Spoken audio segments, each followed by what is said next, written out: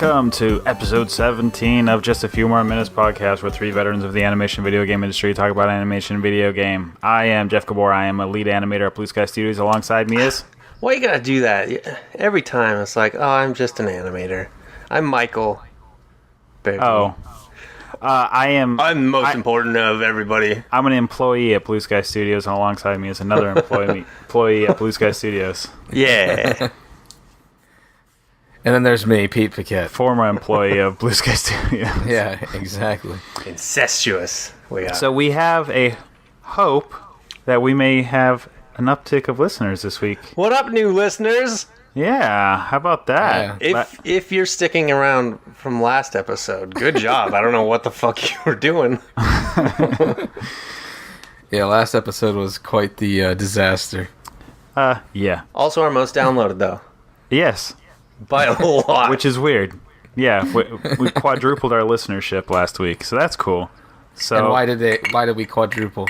Yes, exactly. Because it was a good show? Thankfully, we were added to On Animation, so they put a link to our Crapfest 2016 episode, our clusterfuck episode. So, yeah, here we are.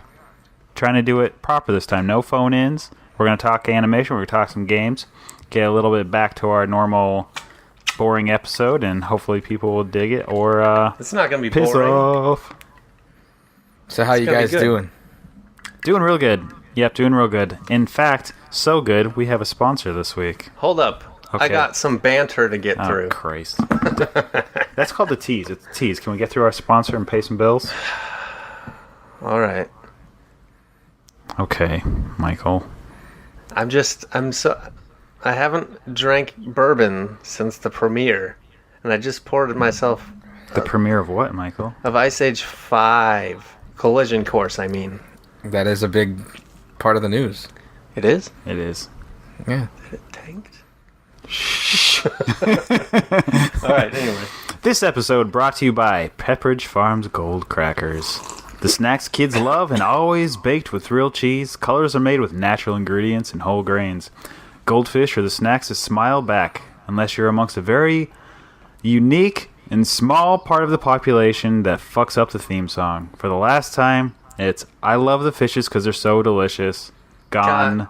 No, Michael. Got goldfishes. All right, see, Michael's not allowed to have goldfishes. Okay, the theme song is... Sing it. Oh, I love the fishes because they're so delicious. Gone goldfishing. Gone goldfishing. See, it actually makes sense, too. No. Got goldfishes. Let me just stick to the copy, alright? Alright. Alright, so here's what it says. That's right, morons. The last lyric is gone goldfish in. If you can't get that right, please just stick to a snack that's more to your freakish level, like trail mix or a bag of Funyuns. Pick up Pepperidge Farm Goldfish Crackers wherever snacks are sold. Nobody calls them crackers. You threw that in. They're just fucking goldfish. They call themselves crackers. Where? No. Do they? That's what the copy says. Do they say crackers on the box, though? On the bags. No, I'm talking about the fucking 2-gallon boxes. Oh, the jugs. Yeah. Yeah. I'm pretty sure they're goldfish crackers. Look it up. Alright. Why would they give us a sheet that says crackers if they don't want to be called crackers? Well, I don't know, because maybe it's not real. Alright. Moving on. Do you How want good are you doing, Jeff? You said you were doing good. Yeah, doing good. Just had a new nephew born last night, so little tired right now. Actually, born this morning. Yay! Congratulations. Great job, buddy. Yay! Running jokes. Yeah! These are the jokes. Babies everywhere. Babies in my hair. So that's cool. We almost didn't record because of it. Almost, yeah. Because I'm on like did. zero sleep right now. So let's load up on the booze and have a fucking shit show again. That'll be a good time, man. It'll be a good time. So How you doing, Michael? I'm good. I'm drinking this bourbon. I'm feeling pretty good about it. All right, I'm gonna attempt to try to stay on topic again. Be the schedule. Pete, how are you? Nazi. Oh God. I'm doing all right. Yeah? Doing all right. That's good. Just hitting some scotch tonight. Oh, yeah, you are. Every episode of Just a Few More Minutes starts with an I don't like animation this. tip. Listen, you gotta give them what they want. They want the animation tip. They want the goodness. They're not cows. They can meander. We don't need to herd them to the topic, to the grass. Okay. Good hit response. hit your enter key now on your text message if you'd like me to talk. Does that work? They can't really send us live text messages and change the outcome of a podcast that's been pre-recorded, can they? No. Yeah, what kind of shit is that? I don't know. I thought that would be cool if they could somehow hit the enter button and then that would fast forward to the animation tip. Nope. Pete, can you do that on the release of this episode? Nope. No. No? Doesn't work that way, man. I'm sorry. I could put chapters on the YouTube, but I'm definitely not going to do that. I've even stopped. You know, at the end, you guys don't even look at the YouTube. The flame blows out. Yeah, the flame blows out. But then at the end, there's click here to listen to previous episodes. I've just stopped putting the annotated links on it because I looked. No one's actually clicking on those. We're getting our views from other ways. So fuck it. Well, then why don't you say the animation tip this week? I don't have one, but Yes. I'm a bad average animator. But subscribe to No. us on YouTube. Oh, yeah, we should say that at the beginning this Yes, time. not the end when everyone's tuned out. Yeah. Especially with all you beautiful new listeners that want to learn all about everything. We're going to teach you it all. And to become a better animator, you need to subscribe to us on YouTube. I suspect a lot of people listen to that clusterfuck episode going, well, on animation, recommended it. Gotta give it a listen. They stopped 10 minutes in, loaded up an old episode to see if our other ones were better, and they were like, nope. We'll see what happens this week. This will I be the guess. test. Yeah. I'm scared. Don't be scared. So, congratulations to you both for the release of Ice Age 5. Yay. Yeah. Yeah. Gotta say, that's That's a hell of an accomplishment. to reach 5? Yeah. Feels Yeah. good. Aren't we like the highest grossing animated series of all time now or something? Yeah. Cool. Very cool. So I talking. took my kids to go see it. Opening weekend. Did they like So- it? Yeah, they liked it. That's cool. Who's their favorite character? good time. Was it the one I spent a lot of time working on? I'm not going to tell you which one though.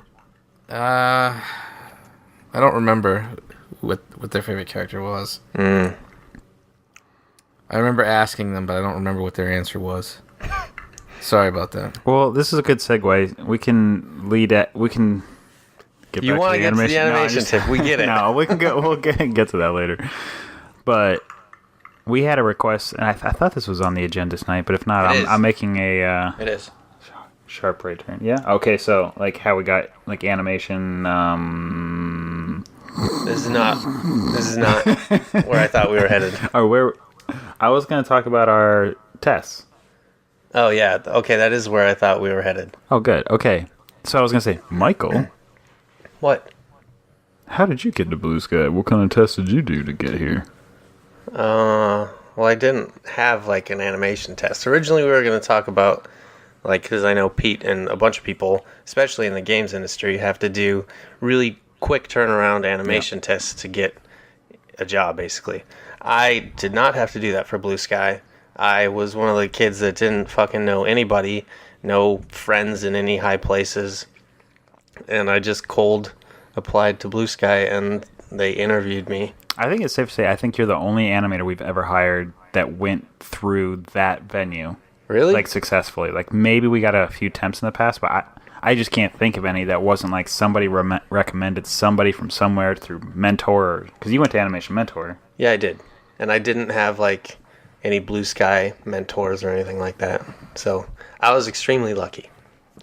Yeah, that's crazy. Or extremely good at, No, again, extremely average, but lucky too. Well, we'll work our way back. I started at Blue Sky in 2006. 1984. Was it? I Yes. believe. Yeah. No, 5. Was it 5? Yeah, 5.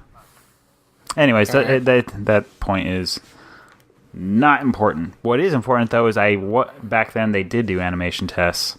So it's crazy that the industry, like, people's skill level was so all over the place. Like, you had no idea what people were literally able to do if people knew the software even.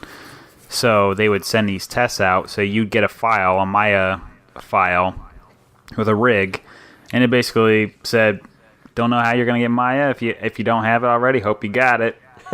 There's no instructions to the rig.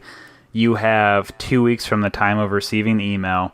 You have to do between a 5 and 12-second dialogue. The only stipulation is it cannot be from The Simpsons or The Big Lebowski. Go. You can't do a dance, and it can't be the moonwalk either. Man, they were harsh back then. The letter literally said something to the effect, you know what I should do? I should dig that up sometime, get in some big trouble. Anyways. You should find it. That would be cool. That would be awesome. But it said something like, we know a lot of people have family issues and time constraints. Everybody's playing with variables of time issues, but these are the rules. 2 weeks, no excuses whatsoever. And that was that. So I picked a line from The Birdcage. It's like something like, you know everything and I know nothing because you're the man and I'm the woman. And then the other guy says, but you're not a woman. And he says, Perfect. You bastard. Perfect. You bastard. Yeah, I like the way he said bastard. And then I thought I lost the gig because I chose a line that said bastard. Yeah, but you didn't. I didn't. They called me in a very quick 3 months and told me they liked my test. Now my turnaround on my tests were much quicker. They were. I'm basically between you girls and me. It's, I'm 1 for 3 on my animation tests, so I only got one job out of the 3 I've done in my career. The other 2 were more recent. One being a company that I actually worked for in the past. That is so weird. That's a weird one. So, the first one was for 38 Studios. I had to do a dance animation, and I had to do an attack, or 2 attacks actually, and I had to do it all in 3 days. That is Damn. crazy. Yeah. It was something like it was either it might have been 3 to 5 days, but it was quick. It was very quick. Yeah, I used to, around that same timeline, like early 2000s, a lot of my friends were doing tests for Insomniac games, and they were like they'd do like a run, and then they would do a death. And then, which company is the one that does like the big guy fighting the little guy? Is that the Blizzard? Big guy fighting the little guy? Yeah, they have like these rigs, and it's basically a big giant has to fight a little guy. I have no idea. It's one of the big like Blizzard or not Blur, maybe it's Blur. Anyway, it's one of the big effects type of places. I always see people post their tests. And I've heard another crazy one in the industry. It's always, video games seem to be a lot more prevalent. Clearly that you've just done one recently. But what's the place that Halifax works for? Valve. Yes, thank you. Ooh, Valve. Like theirs is super rigorous, right? Or at least it used to be. Like they'd bring you in, and through the course of your interviewing that day, you had to basically conceptualize an entire video game. Yeah, I don't know if they still do it that way, but yeah, that was kind of this very rigorous full day excursion. That sounds cool. Man, I could just plop one out right then and there. Yeah, maybe blowing up a spot, but I know Nick did an interview there. Nick Bruno, who's now the senior or supervising animator at Blue Sky. He was playing around with the idea of going out there, and I think he did that. And I think that's how I found out about it, and through Halifax, just like this huge all day long thing. And of course, it plays right to his skill set. He's so fast on his feet, and can just like whip crack something out. It's crazy. But it scared the crap out of me when he was telling that story. I was like, I would never be able to do that. That sounds fun. Like a cool challenge. Yours would just be inundated with balls and shaft. I mean, it sells. Dicks sell, obviously. South Yeah. Park had testicles. I just played that, but whatever. Are we going to video games? Nope, now? we're not. We're still talking about this. All right. Yeah.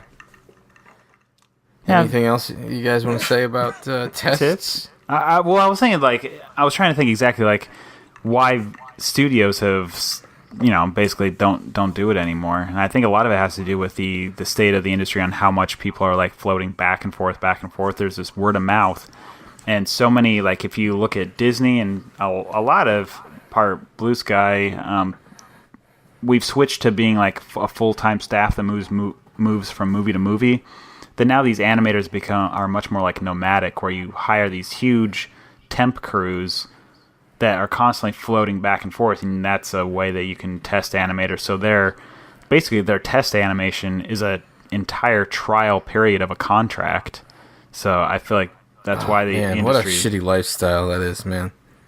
It's. I think it really that's a matter of perspective, though. I think for you for me and you, that would suck balls. Yeah, but for I guess from somebody new with nothing tying them down. Exactly. That'd be great. Yeah, it'd be awesome. You can try a bunch of different studios and places to live. But yeah, it comes with a huge penalty that you just can't get your roots growing anywhere.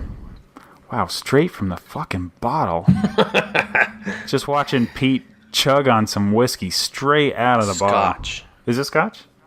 Yeah, it's Johnny Walker Black. Oh, that sounded great, Pete. Here,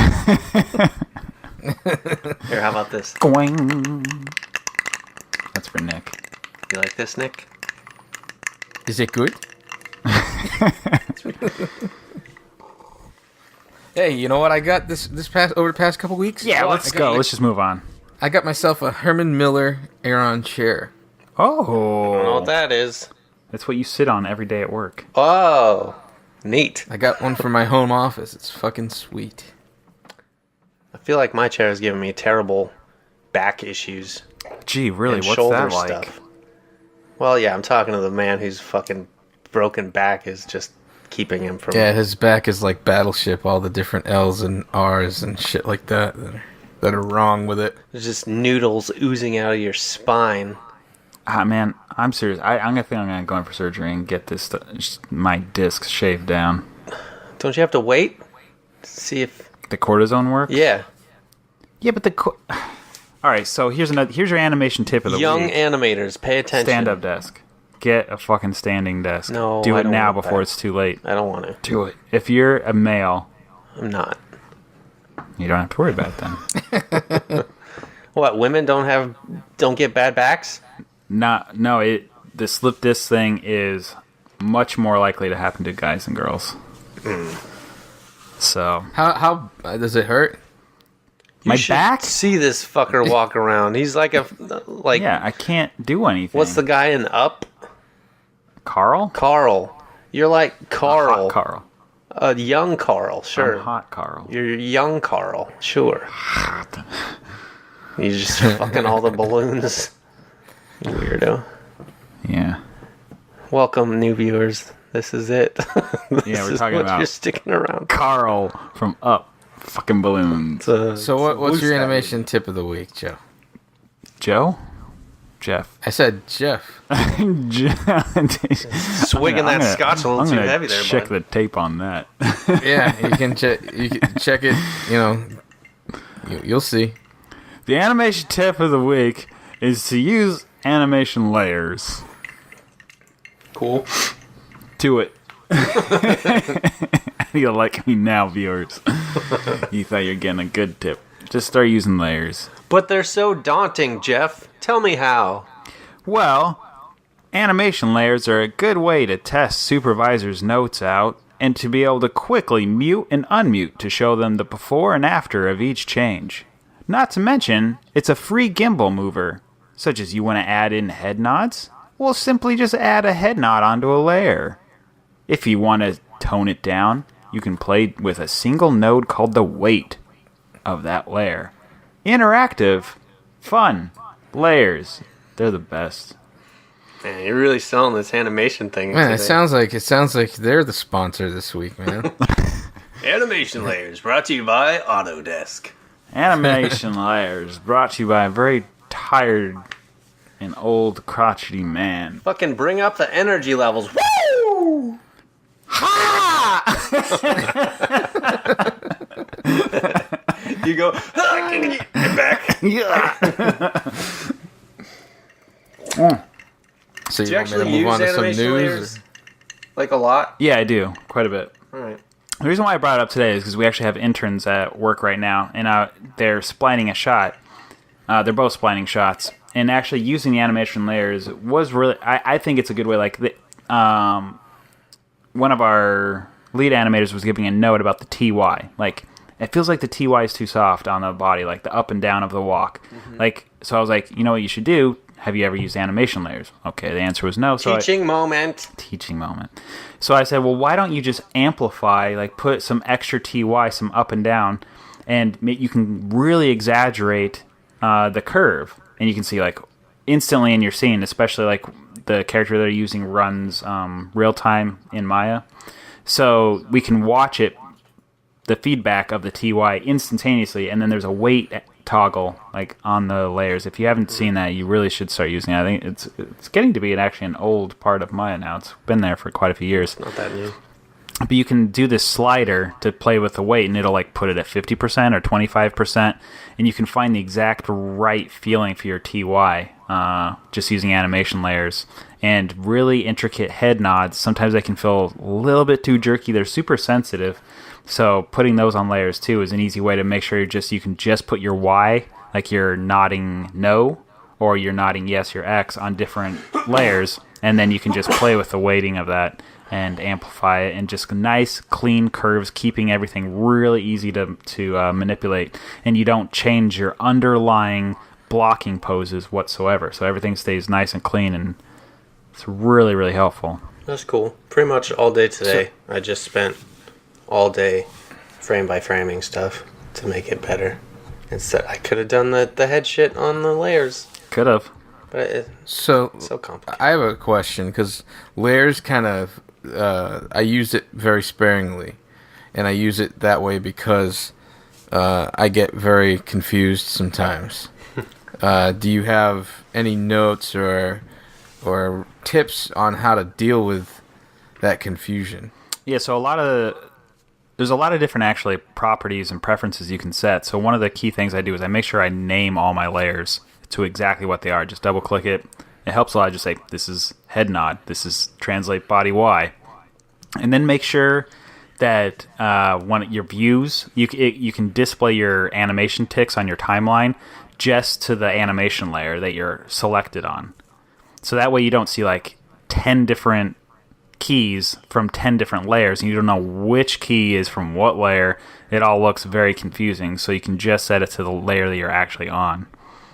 And then I only add the necessary body parts to that layer, Yeah, so I can't accidentally key the wrong body part. So if you only add the head mover to a layer, and you're on that layer and you try to key the arm, it'll actually not allow you to do it, and you'll immediately get a feedback, so you won't make any mistakes that way. That's pretty smart. Yeah, I pretty much only ever put one controller on a layer. Yeah. Because I've tried doing, like, selecting all of the body controls or something on it, and it's just, like, a fucking cluster mess. Now, what about in the instance where you have to, like, literally delete chunks of animation? And you have multiple layers across. Like, how do you deal with that? I tend to bake it down to a single layer and then start deleting frames that way. It gets messy. I hope that never has... Yeah. Something's gone terribly wrong if that's happening. Okay. So you do bake it down eventually? Yeah, I bake it down if it comes to super editing. Yeah. What about when you're done with the shot? Do you bake everything down? No, never. Okay. Because I find it... The only way to reliably do that is then to bake it down onto ones, and then that still doesn't necessarily solve subframe motion blur problems. Correct. Something that I think new animators are like student animators. I mean, don't New necessarily animators too. I didn't have any fucking idea how to do that shit. Until Well, yeah, I mean, there's no reason for them to worry about subframe. yeah. like that's a little above their head. I think that's something like once you get a really strong grasp in a studio, you can start asking how their motion blur calculates and starting to really finesse how your motion blur is going to work. But it is a rather complicated thing, and it's only going to like waste an extra day or two on your schedule, and you probably don't have it as a starting student or new animator. I remember when I had to deal with that, I was doing like some lasso shit on Ice Age 4 back in the day, and there was some crazy, terrible motion blur stuff, and I had to figure out how to do all this stuff. Oh man, I was very frazzled. But now I love messing with motion blur stuff. I will say that It's so fun. one of my major accomplishments, I feel most proud of at Blue Sky, was getting the entire studio to agree to switch the renderer to look backwards for the motion blur reference frame rather than forwards. So, in other words, if you pose your character at frame 110, the motion blur streak would go backwards and look at frame 109, basically.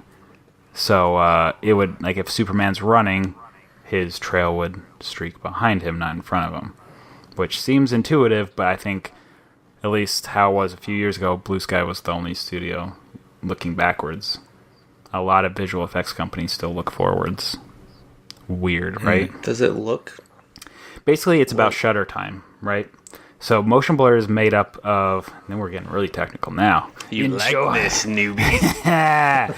So any single time, like a frame of a camera is about the shutter opens and then closes, right? Yep. So when that shutter opens, exposes a certain amount of movement, and then it closes, and if the character is moving during that shutter time, it creates blur because that it's being exposed during the whole time. Yep.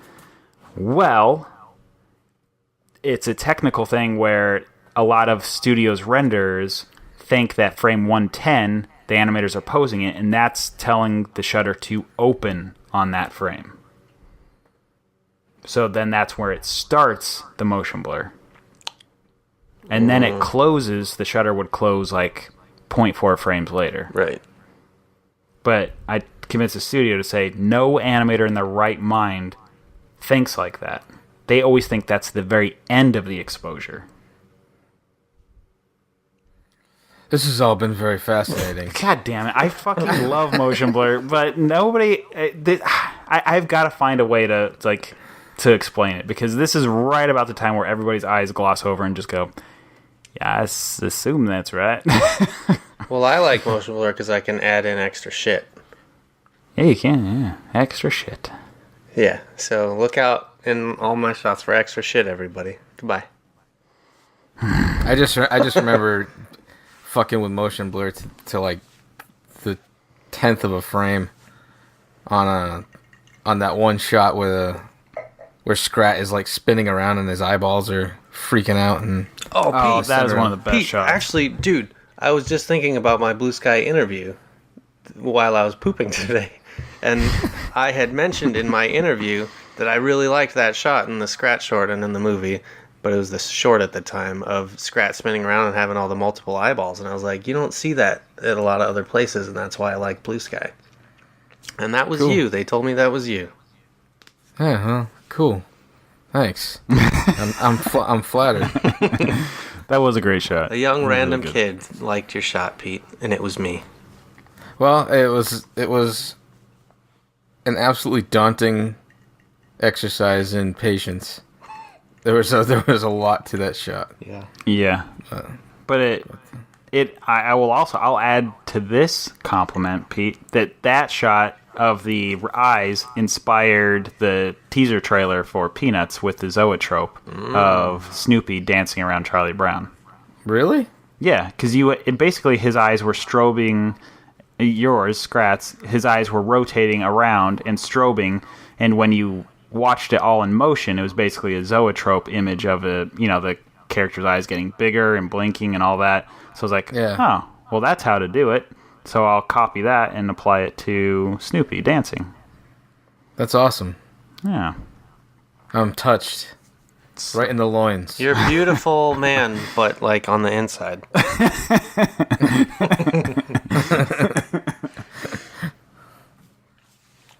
Well, come on, that has to have satisfied everybody, right? That wanted to hear animation bullshit. Yeah, animation guys. 30 minutes. Look at this. Yes. 30 minutes of We've nothing never but gone this animation far talk. until video All games. right, I'm done with it. Let's talk video games finally. Yeah! You want to talk news? Let's talk the news. Let's blow through it and fucking news. put it in All our right. mouth. It's free game day.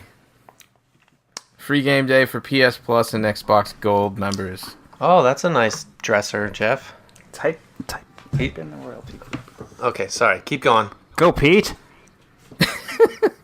It's free video game. I got it. Name them. Yeah, man. They suck. That's Uh, what they are.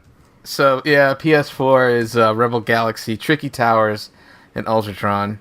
PS3 is Retrograde, Ultratron, and Yakuza 5.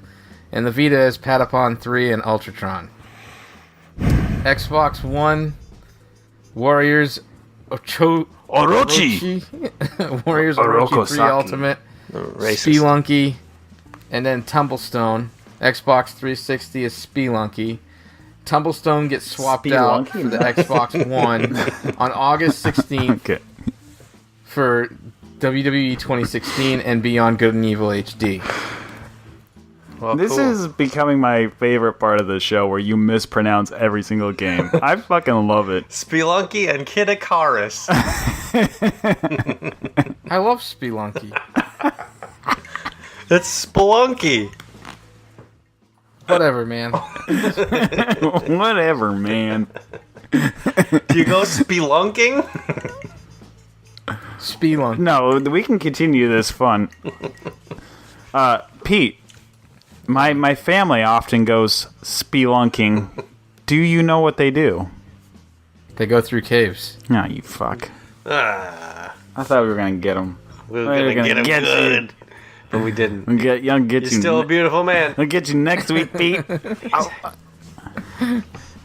So, with the success of Pokemon Go, Pokemon is now going to be a live-action movie starring Detective Pikachu. Oh boy, that'll be a real scorcher, everybody. Right when everybody's forgotten about Pokemon Go. Why can't they just make a cool Pokemon movie and not a Detective Pikachu? Well, Right? they really blew up their that rumor of the Harry Potter Go thing. Did you see that? No. It got like this huge wave of excitement that Niantic was gonna do a Harry Potter Go as well. Lame. And- What are you gonna catch? Harry's? Hermione's? Oh, yeah. yeah. Well, what about you could the snitch? Oh boy. Did you just say the Snatch? Well, I did say Hermione. Hermione's snatch. No, the snitch. The golden snitch. Yeah, we get it. Yeah. Yeah. Thrilling. That little gold ball. That little and you gold could testicle. slowly collect all the whatever those the cruxes. Horcruxes. Horcruxes. Oh, cool. You're going to go around and collect pieces of a man's soul with your children? Anyways, it was unfounded, and the rumors were basically Good, because that's ridiculous and dumb. What is there to collect in Harry Potter? you probably Besides collect money. I got a centaur. I don't know. It definitely does not lend I guess itself. there is the Fantastic Beasts and where to find them. Yeah, There's going to be stupid. a lot of Fantastic Beasts. Anyways, keep it going, Pete. Keep it going. All right, Sonic Mania got revealed at the Comic-Con. It's going to be a game that basically takes the first few games and reboots them with pixelated graphics and the whole nine. They got the Sonic the 2D Sonic guys and a couple of fan gamers or fan creators rather to jump on the project. So I think it looks, pretty cool. Yeah. Oh, Jinx, you owe me a blowjob. Shit, I've been fucking that game up for a long time. If I wanted a toothpick, I'd ask for one anyway. Oh, damn it, he got me good. I can't even combat that. So, Sega Mega Drive. The Genesis.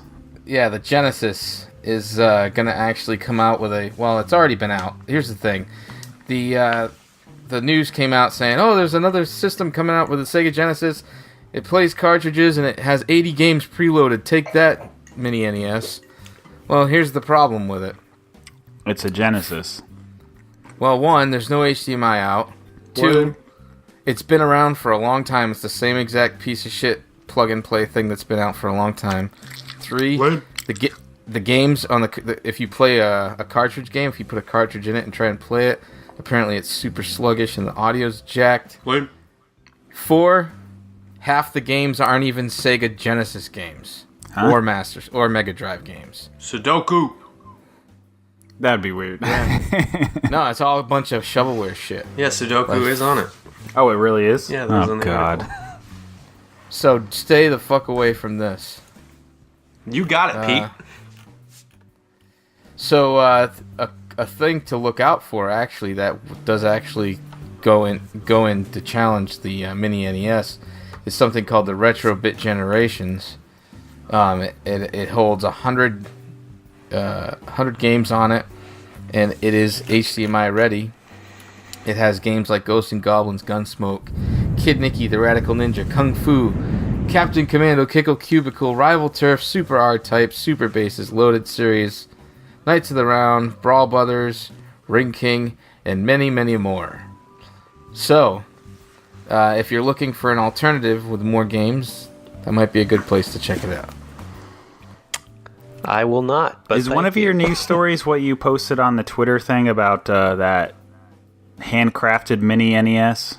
Yeah. Yeah, that was in there. God, that really rivals everything that you just mentioned. Yeah. It's just a one guy doing it himself, but that is freaking awesome. And he did it like entirely with 3D printers. This guy named Daft Mike created his own Mini NES with little tiny cartridges, and the thing actually fucking works like a goddamn toaster NES, like the original NES. You put the thing in and then you push it down. See, that's what I thought the Mini NES would be. You could actually play your games on it. Yeah. But no. This makes the Mini NES look like shit. Yeah. Man, when Check out Yeah. check out our Twitter feed if you want to see the video of it. It's so awesome. So there's a couple more things. Ron Howard released the trailer for the Beatles' 8 Days a Week movie that's coming out. I can't wait to see it. Touring Years is what it's called. Seriously, just take a moment right now, Pete, and explain to the world where Paul McCartney is. You really want me to talk Yes, about I this? absolutely want you to. I could go on and on. Yes, about please this for do. a long time. All right, so Mike isn't. I don't think you've heard this. I don't know, but I don't know that I want to either. You do. Okay. It's good. All right. I don't necessarily believe this 100%. Okay, now that you're being recorded, this is what you say. No. This is what I've always said. I've said that I think something happened to Paul McCartney back in 1965, but I don't think he died like the legend of how he died. I think maybe he got some plastic surgery or something. Maybe he was in a car wreck, because a lot of their songs have car wreck references in it. I'm a little buzzed right now to be talking about this, so this makes it hard to back up any sort of theory. Yeah. Anyway. Come Together Over Me. How about that song? Yeah, that's about looking over the grave. Paul McCartney's grave. Whoa, Because he died in 1967, didn't he, Pete? Didn't he? Not 67, 65. You fucking Exactly. See, you just gotta push him a little. Yeah. Anyway, this will push this, you, Pete.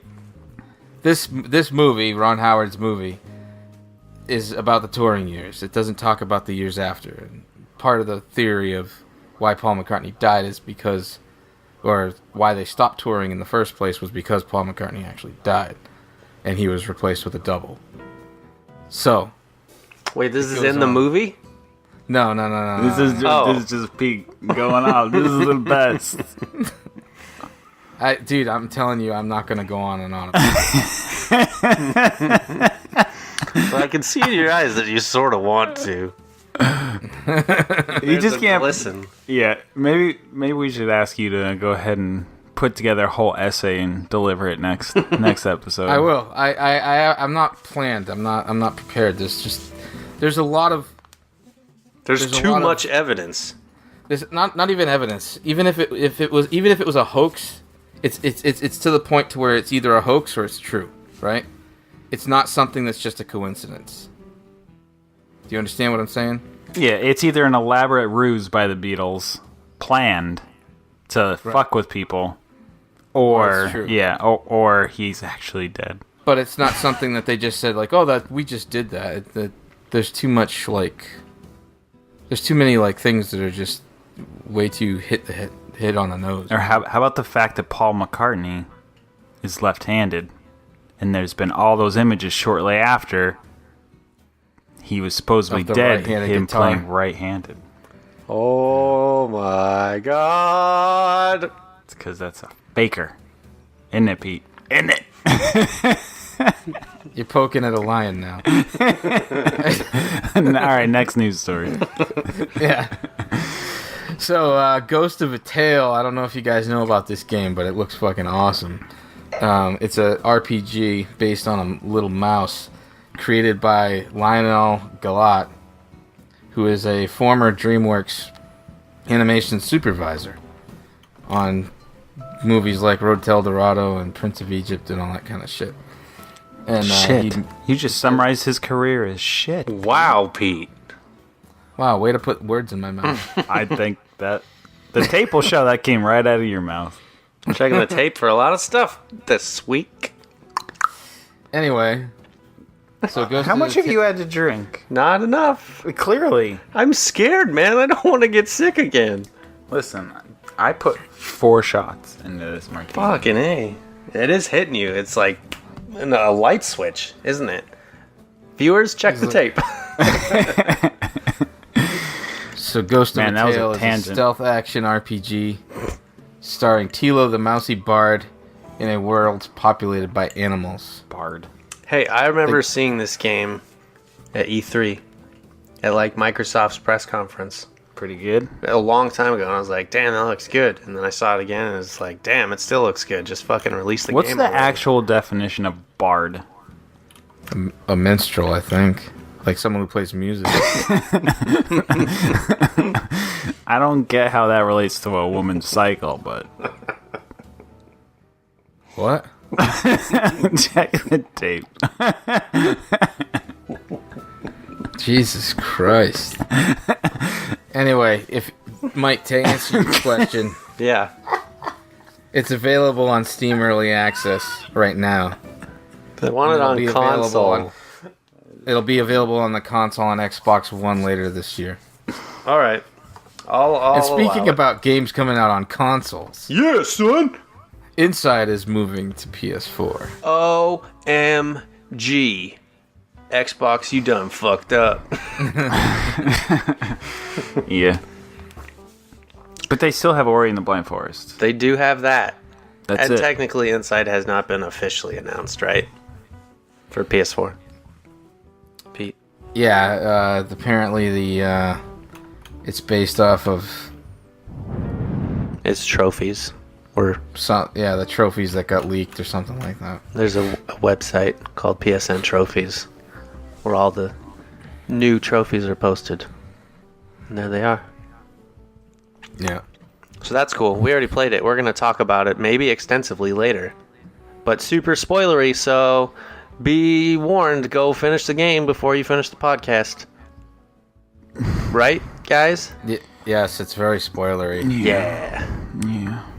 Jeff's Jeff looks like he's taking a shit. out in the fucking wasteland of his brain right now. Next story. Well, that's all the news, man. That's it? We done did it. We done fucked That means it we real can. good. That means we can fade out the music. You can do it a little faster. You can't say fade out the music and then just wait. I said we could. I didn't say I was going to. Excuse me, everybody. I'm so sorry. New listeners, please. I'm not normally this foul. They heard the last episode. New listeners, I'm the even leveled, like, cool guy of the group. All right, so we convinced Pete. Wait, let's go through personalities. On one episode, we did mine, and we found that I'm the sexiest, handsomest, coolest guy ever. Jeff, his haircut and the way he drives makes people conclude he's a fucking homo. Their words, not mine. Pete is the big, brutish, beautiful man on the inside, on the other side of the country. Former Marine. Yeah, that's right. Oorah? Or, Semper Fi. oh yeah, I got it. There you go. You could say oorah, that's good. Hoorah, Semper Fi. I was watching a movie, I forget what, and they're like, Marines say oorah, and Navy says ooyah. I'm like, ooyah sounds not so cool. No. I remember that. Ooyah. A lot of military people in my life. Well, My dad was Navy. it's getting a little emotional, guys. Scott Yeah. Carroll was a seaman. Tears in your eyes. He's You're a real patriot. a shallow water sailor. Next topic. You know what what is the it next is. topic? We have to move on because we only have just a few more minutes. Stop mumbling. I Just think to you only have a few more minutes, man. Do you know what Jeff- we're even Jeff talking looks like about? We're going to talk about the greatest game of 2016 so far. Whoa. Hey, check this out. Or are we going to talk about Pokemon Go? No, we're going to do Pokemon first. I thought you were saying Pokemon was the best game. Look at this. CC Salas, okay emoji with a finger going into it, just started following me on Instagram. Who's that? Obviously, one of those sexy spam bots. Oh. Oh yeah, we get a lot of those. Hey, you see that? sweetie, want to sex with me today? If yes, click the link here. Please, faster. Look at the butt. I see it, Jeff. It's only the butt. The just a few more minutes Twitter feed gets a lot of those. Hey, hey man, you want to see my bare chest? How do I not? I don't want to not see it. Well, I don't want to click on it either. Wait. Oh, I see. I gotta go to my followers. This is not the topic. I'm sorry. Keep Just a few more minutes. All right. So last episode, even though it was super long and it was at the height of the craze, we neglected to talk about the biggest craze in video game history. History. I would say so. I would say so Yeah. for sure. Pokemon Go is huge. So we were going to dive in and talk a little strategies and techniques and the fun of it.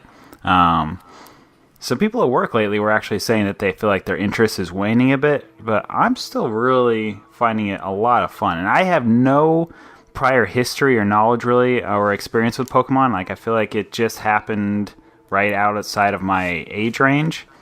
But this has actually got into to quote you. Yeah. Remember when I was doing the Pokemon Gold thing on the Twitch feed? Yeah. And you said, what a shitty franchise.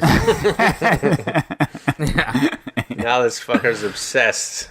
Highest level of all of us. I mean, just to show how crazy it got, I'm a little upset. I'm very jealous. But a goddamn Dragonite spawned Ooh. right next to Michael today at work. Yeah. And I got it. But the shitty thing is it was fucking CP290. So, for those that don't know video game lingo, so I think everybody generally understands it. You using augmented reality and throwing some balls at these characters around the general world. You catch these characters. There's a set list of characters. You kind of want to catch them all. But the CP stands for combat power. So even though you catch a character, that's not necessarily mean they're strong. Because you want to be able to fight your characters at the local gyms, pick up coins, buy items with those coins. So you want your characters to be powerful. So the fact that he caught a Dragonite, he caught a low Dragonite.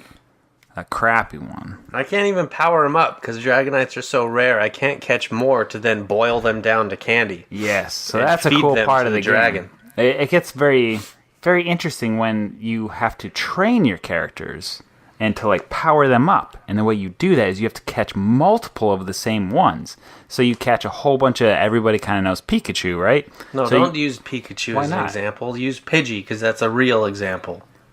Just you talk could about the do it. Pidgey exploit. Yeah, but people don't know fucking what a Pidgey is. They assume it's a Pokemon. They don't need to know what it fucking looks like. But why can't I put it in terms of what people know? Because then people will think you can catch a butt ton of Pikachus. Pikachus are But rare. you could. You could not. I couldn't, but somebody could. Actually, Kristen at work drives past a Pikachu spawn every day. Okay, She gets so one every day. you could. Everybody knows Pikachu, the yellow little thing with a Let's go stupid with Squirtle. fucking.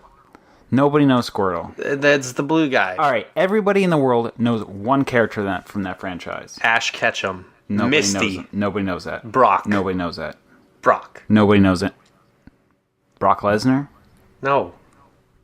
Brock. Boits? Geodude. I would say from somebody who's very inexperienced with Pokemon, I know who Pikachu is. Damn it, Pete. All right, so you can catch a shit ton of Pikachu, but to power up Pikachu, you need Pikachu candy. So how do you get Pikachu candy? You take all the Pikachus you don't want, and you boil them down, you sell them to the professor, and make candy. And then you feed that candy to your main Pikachu. And See that what makes I'm- them strong. See what I'm so Fucking confused about? Cannibalism, man. Yeah. Well, maybe. Like, we Maybe. don't know. The candy you give the Pokemon to Professor Oak, right? I don't know what he's doing with all these fucking Pokemon. Like, because if he's Experiments. not Lipstick. boiling them down, he could be like chopping them up and turning them into candy that you then feed to your Pokemon. Or he's got a butt ton of candy at his place. And That's what he's like mailing it. I to thought you. it was like and he's got cash. like a sex palace of Pokemon. He's got like his Pidgey room that when he wants to just get shat on, he lies down on the bed and they just floss and swarm around him. How about you and I, we went out to dinner last week and we talked about some birds have purple poop. Well, you talked about it and I tried to change the subject. I felt Ah, like the it was truth comes out. interesting. I felt like it was interesting. Purple poop. Yeah, you showed me pictures. Some birds I gotta say. poop purple. I gotta say. Say it. I'm not gonna be talking much while you guys discuss Pokemon because you guys play it. You have plenty to say, Pete. What level are you, Pete? I'm like level 5, okay? So have you gone to a gym yet? Oh my have you gone God. to a gym? What team are you? Are you Team What team Instinct? did you choose? I'm yellow. Yeah! Man, But all the problem is Yeah? I work from home, so I never really leave home. Well, this should be the And I thing live that in gets the you sticks. outside. you live in the sticks. And there's not much out here. That sucks. So because of that, I am level 5. Dude, you gotta do what I do. You gotta tell your wife, hey, do you want to go get ice cream tonight? And secretly, it's just a run to go to Pokestops. Because if you go to a downtown city, boy, there's a lot of Pokestops. That's right, because you're like, my wife's like, oh yes, thanks for being so sweet. I'm pregnant and I have a sweet tooth. And I'm like, anything for you. Pokestop, Pokestop, Pokestop. So tell them. You're like sitting there spinning that thing all fucking day. Yeah, you I've gotta got- do it fast though. Tell them about our rides through the towns and your, Oh, yeah. your methods. Yeah, you gotta. What you do is Wait a you have minute, to. you play while you drive? Well, definitely he doesn't when he's driving. Yeah. You shouldn't play while you drive. No. Yeah, with the update, it even pops up and says, "Don't play while you drive. Number Don't one. go into dangerous number areas." one reason to have a Tesla: autopilot. Let that thing fucking do all the driving for you. Pokemon, Pokemon. But yeah, so you have to get really good at, like, if someone's driving, there's a very good technique to Pokestops because you have to be in the radius of a Pokestop. So then what you want to do is you want to try to access the Pokestop. So by the time it loads from the server the image and you're ready to spin to get all the balls out of the place. Yep. I feel like I sound so nerdy. They want this, and you wanted to dedicate an entire episode of this. We had to fill it around Because there's with some good other stuff. techniques. We haven't even got to. Right, so get past the fucking All right. filler. You told me to explain the driving. I don't. Oh yeah, the driving. You don't have to go into detail. Just say we drive around town and get the Pokestops. And then when it's about the lights turning red, what I do is then I stop. And then I roll really slowly because here's the key. The key, Pete. You don't want your car to go over 10 miles an hour because that's the peak at which you can hatch eggs. Otherwise, there's a penalty, and it'll know you're driving. So what you want to do is drive as slow as possible, especially as you're rolling up to red lights and like driving through little towns. Drive really slow. Yes, I've gotten a honk more than a few times in the last few days. I gotta say, traffic jams though on a highway with Best. no exits. The best. Ooh, that's the first time I've ever not gotten road rage because I was hatching eggs left and right. Seriously. Half of them were fucking pigeons. This is but, the number you know, one reason to be excited about Pokemon is traffic jams are exciting now. You never know what you're gonna get. You never know. Oh. See, I live Yeah. out in the country. There's nothing out here. Well, hopefully they'll be changing that soon. Because it's ridiculous that, like, in a rural area where you would expect lots of Pokemon to live, there's fucking nothing. It is weird. I thought it was supposed to be based squarely on the Google Maps, like the way things are like surveyed. Well, obviously, I think we touched on it last time, but this is all built on Ingress, Niantic's Right. last game, which all the Pokestops, I think, were probably generated somehow through Google Maps, but then the community was the people that actually decided on what actually became. In that game, they were called portals. So it was like user voted and user used and stuff. So, like, obviously, there's a higher level of players in a city as higher opposed to, like, in a rural area. In a rural area. Yeah. So, you're Pidgeying me. Instead of parroting, you're Pidgeying me. That is fucking nerdy Great. as shit. That is great. Hey, shut the fuck up. Can we give our favorite techniques in the game? Yeah, hook us up, bro. All right, best technique, leveling up. Now I think this Why is do you want to level up, though? Aside from it being a video game and you want to be a higher level than your friends. the best part about leveling up is your characters have a cap on their CP. Now you can power them up by grinding up candy and then feeding that candy to your characters to make sure they're Your really Pokemon, powerful. call them by their Your fucking name. Pokemon. Your Pokemon. Is it or because I hate it, and Doesn't- if it's right, I'm sorry, but I hate when people. It's Pokemon. Is No, it really It's not Pokemon, it's Pokemon. Pokey? That's why the Pokey. little fucking thing is I don't over like- the E. But I thought the dash means A.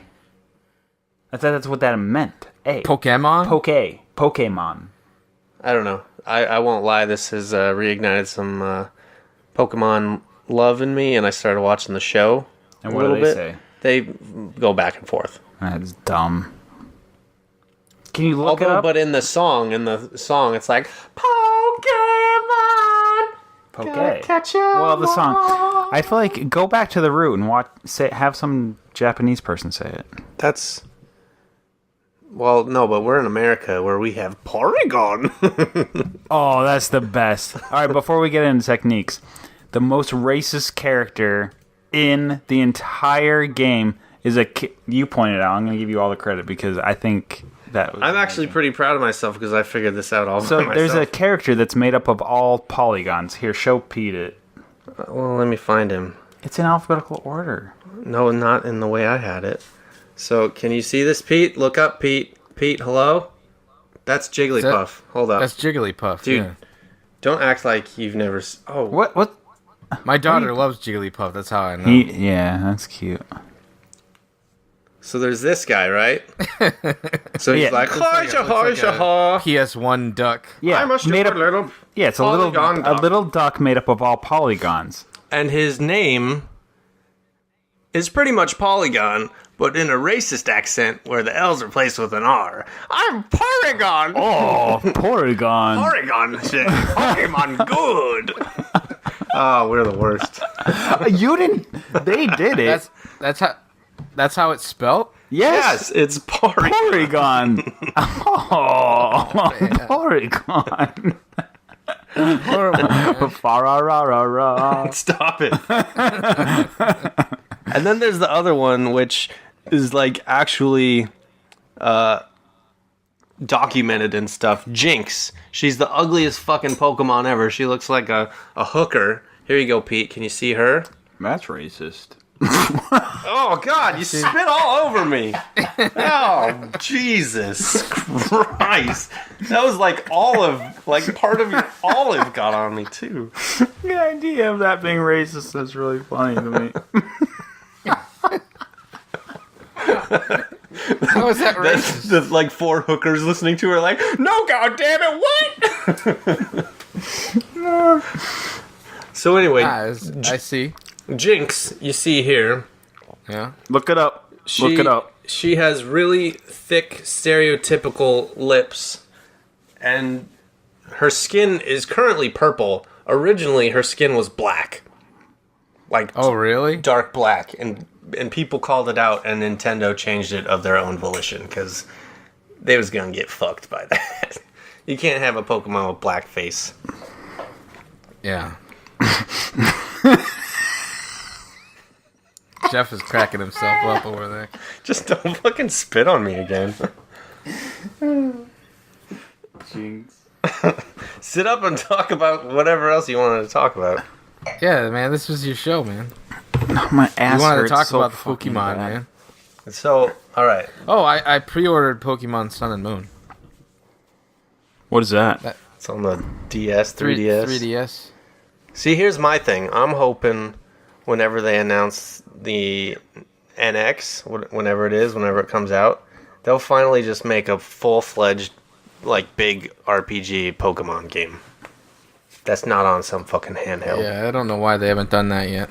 It seems like they'd make $1 billion doing that. Did you see my tweet through JAFMM that you can get a signed NX from Miyamoto himself? I did not. Yeah, I saw that. You have to design a T-shirt. Yeah, that's it. Design a T-shirt. Oh, easy peasy. I could do that. Yeah, using Nintendo classic characters and stuff. That's it. Yeah. It's going to be a lot of trash in that competition. That's what I'm saying. You can do it, Nope. but you're not going to. Nope. Yeah, of course not. Tell us about the Pidgey exploit. All right, so my favorite technique in Pokemon Go is To level up. To level up. All right, did we finish explaining why you need to level up? No, I don't. I think we so. talked about Porygon instead. Oh, Porygon. So to level up, the reason why you need to level up, You get better Pokemon. well, there's that, but there's actually the real experience of, like, even if you have a character like your Vaporeon, you want to fight him in a gym and take over that gym, and then you earn coins to buy better stuff in the game. You need a very powerful character to take over the gyms, and your characters get maxed out, and you can only level them up so much unless you yourself as a trainer is higher. It's true. So if you were to go from level 10 to eventually level 20, your max ability to train your character would go way, way, way up. So you could continue to grind out more characters and crush them into candy and level up your character even higher, and then they can be stronger. So you want to level up as fast as possible as well. So the best technique for that I found is the greatest thing that gives you experience points to reach the next level is evolving characters. So you want to catch as many characters as you can, and the easiest ones are like Pidgeys and Caterpies. Caterpies. Caterpies. Caterpies. Caterpies. It's spelled Caterpie, but it's Caterpie. Someone at work calls them Caterpies. They're fine. That's He's a fine. Dumbo. He calls You everything guys are wrong. giving me shit for saying Spelunky. All right, so the reason why those characters are extremely advantageous is they need less candy to evolve. So basically, you take a character. Many characters can evolve to another stronger character, and that gives you a lot of experience points. But you need a certain amount of candy to do that. That's all like nonsense gibberish talk. But basically, the essence is if you collect enough of every Pokemon, what I do is I star the character when they're ready to evolve. Yep. So you can star cert your favorite characters. So star that and start starring all the characters that are ready to evolve. And you want to collect as many Pidgeys and Caterpies and whatever, since there's so many goddamn Rattatas, even though it takes a lot more of those to get ready to evolve. Fucking Just Rattatas. start getting all those. Oh, Weedles. Weedles are awesome too. They only take 12, I think, candy to evolve too. Pretty sure they're gonna futz with the Pidgey stuff. Yeah, I'm sure they are. So get it in while you can. So collect as many as you can, and here's the limit: 60. You want to get to 60 starred characters that are ready to evolve. Why 60? Because you want to then couple your evolving. Don't like save up all those starred characters that are ready to evolve and pop a lucky egg. What is a lucky egg? Well, you get them at certain levels, or you start the game with them, and everything during this half hour period that you do doubles your experience points that you're going to get. Experience. So if you caught a character, it would normally give you 100 experience points. You would get 200. If you Slowpoke just popped. Shit. Okay, hold on. I need Slowpoke. So right now, there's a lot. Hold on. Ooh, he's strong too. All right, so What, shit just pops up at your house? Yeah, well, apparent fucking Lee. Slowpokes are like sort of rare. Yeah, they I'm are. gonna use a great ball on him. Here we Now I'm go. opening mine. I'll get back to the technique, yeah. but I need to get mine. I love when you toss the ball and the little fucker jumps into your throat. Pete, are you stupid? You can't get the fucking Slowpoke from my house. I'm not saying I'm not trying to get fucking Slowpoke. It doesn't I'm trying work to like see if that. there's anything at my house. I I'm not got that him. much of an idiot. There he is. I got him. Got him. Yes. Got him. Hold Gotcha, on. motherfucker. Do you say anything every time you catch one? Because it says gotcha on it, and I always repeat gotcha, motherfucker. Yeah, I say, eat it. All right, here it is. No, you don't. All right, so I'm going to talk while Jeff on. is distracted now. Oh, Jesus, that's really loud. Here he comes. Here he comes. That's super loud. You're peeking, bro. All Hold on, right, I missed my first ball. Here's Slowpoke. I missed my second ball. you need to throw better. So here's another tip. All right, third ball. Got Here's him. another Will he tip. stay in there? Will he stay? I didn't even Pokemon can finish. break I free. didn't finish. I don't care. You can also, for extra points, only 10 points, but you can curve the ball. You can spin it and throw a curve ball. Look, he's doing it now. You can see. Ooh, he got him. Let's see if he stays in the ball. Look, an Ultra Ball. Ooh, an Ultra Ball. What a waste for a fucking Slowpoke. You got him. 3 jiggles.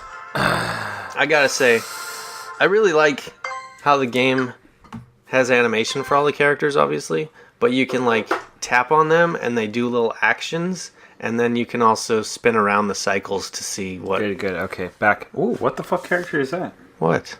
I don't have. Cubone? I don't have a Butterfree. Oh, you... After all your talk about fucking evolving stuff, you don't even have a Butterfree? Is that from a Caterpie?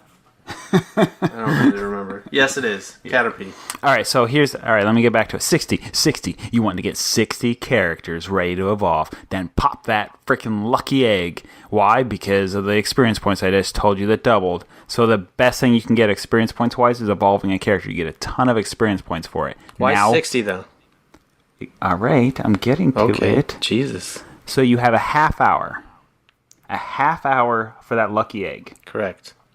Now, there's a preloaded cinematic, like, evolving animation that plays every time you evolve a character. Oh. That takes a certain amount of time.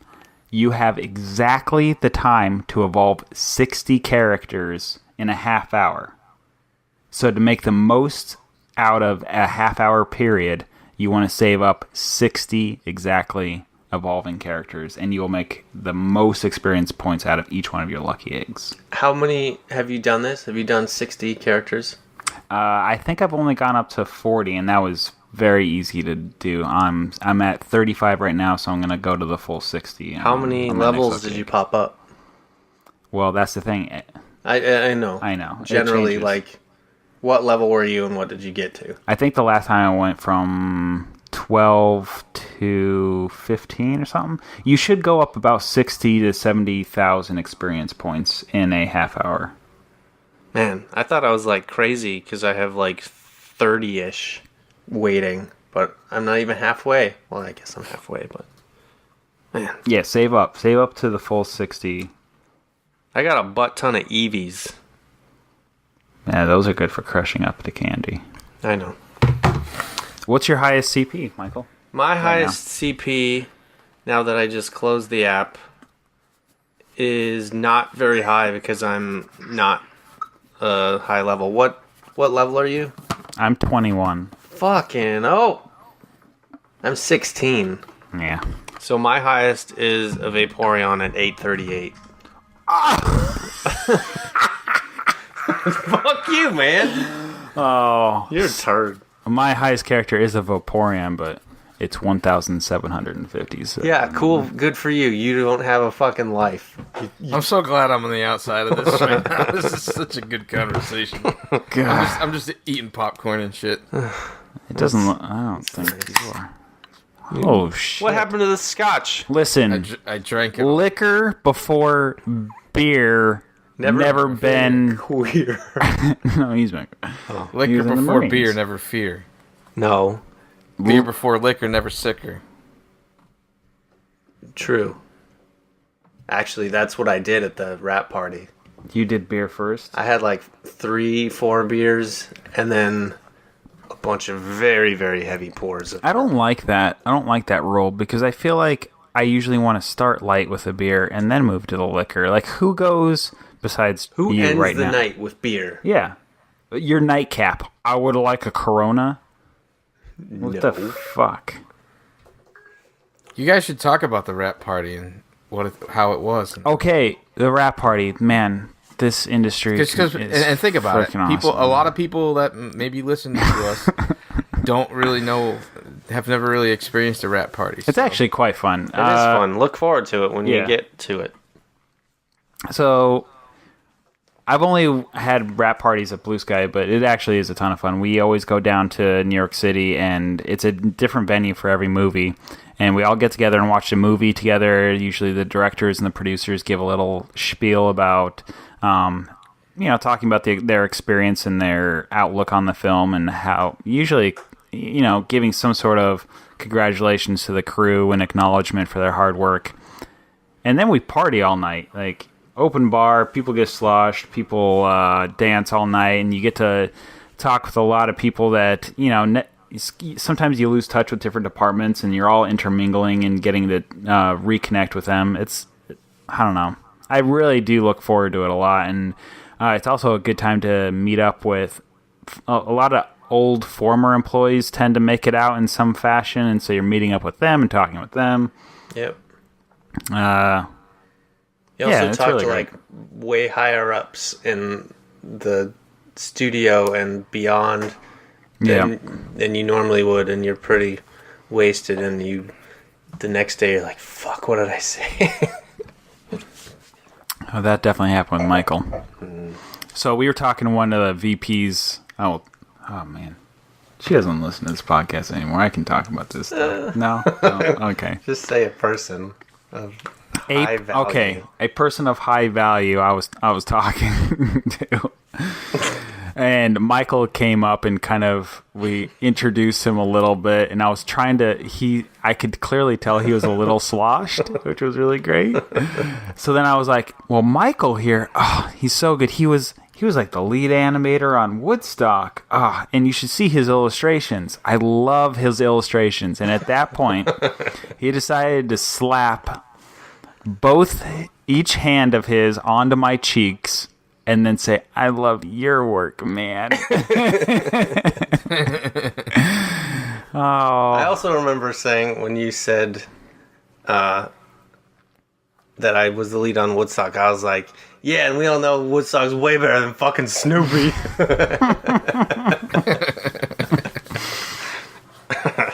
Yeah. I regret a lot of stuff from that night. The best chance is there's very little chance that anybody remembers that. Well, I agree. Like, I was super worried that everyone was going to give me shit. And then when we got back to work, it seemed like everybody was pretty gone. They didn't Everybody was remember pretty anything. gone. Yeah, that was one of the more drunk parties I've ever been at Blue Sky. That was a good one. That was definitely a good one. I found out I accidentally knocked a glass of liquid out of someone's hand while dancing. Completely unaware. Because that wasn't Sloss then. Because you spilled Sloss's I know. drink on him as well. I know. I'm sorry, Hey, Sloth. Jeff, do you remember the Ice Age 2 rap party at the library? Oh, yes. New York That was Library? that goes down, at least in my mind, as the most awkward rap party we've ever had. That one, for me, as far as I can remember, is the most drunk everybody's ever gotten because there was no food served. No food. Yes, I agree. That people were fucking crazy smashed. We all ran, because back then they didn't really give us time off before going to the rap party. So you'd work an entire day, run to the theater.